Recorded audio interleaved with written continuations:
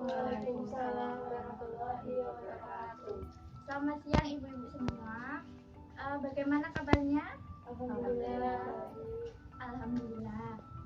Sebelumnya saya mengucapkan terima kasih kepada ibu-ibu semua karena telah menyempatkan hadir pada penyuluhan pertanian kali ini. Perkenalkan, saya Afili Syawati dari program studi agribisnis Universitas 11 Maret akan melakukan praktikum penyuluhan pertanian pada hari ini.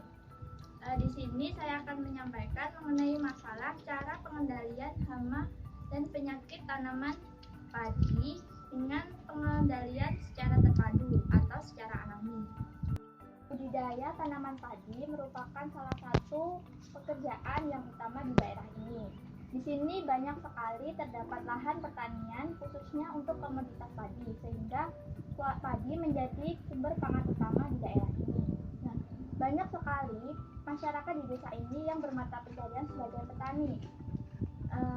Selama melakukan budidaya pasti terdapat masalah atau permasalahan yang dihadapi oleh petani. Misalnya itu ada serangan hama dan penyakit. Nah, contoh serangan hama dan penyakit yang sering terjadi di daerah ini itu ada hama pikut, ada hama wereng, ada hama beluk atau sundep, ada hama walang sange dan masih banyak lagi.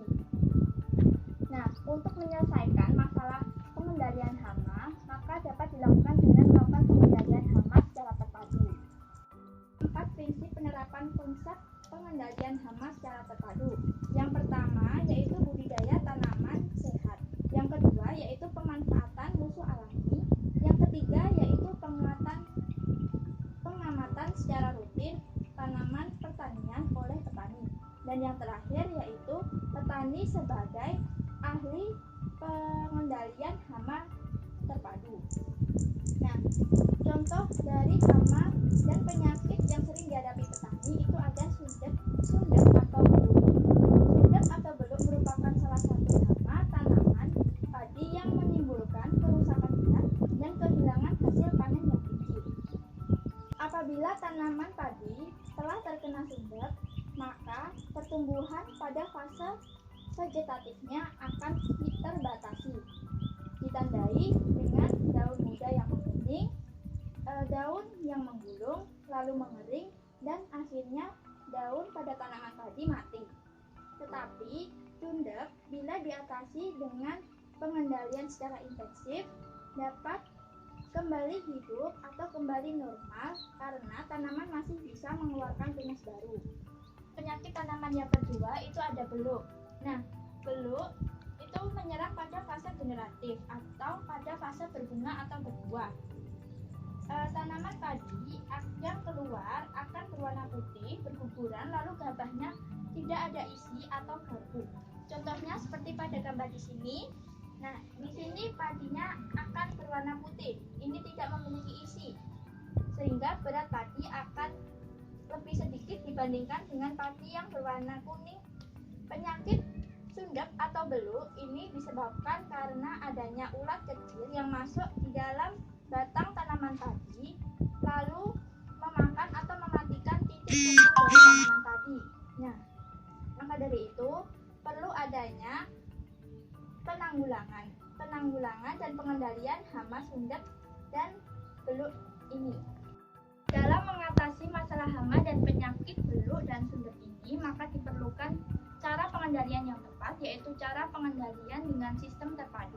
Nah, cara pengendalian yang tepat, sistem terpadu dapat dilihat melalui poster ini yang saya bagikan. Mohon dilihat.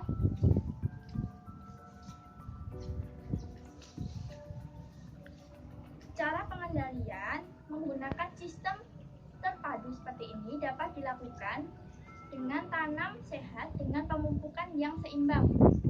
Lalu dengan pengaturan pola tanam. Pola tanam yang dilakukan harus serentak. Misalnya dalam luasan 100 hektar dalam satu luasan itu melakukan proses tanam yang serentak sehingga penyediaan makanan untuk hama juga terbatas. Lalu juga ada pengendalian secara hayati melalui penyediaan musuh alami seperti tanaman refugia.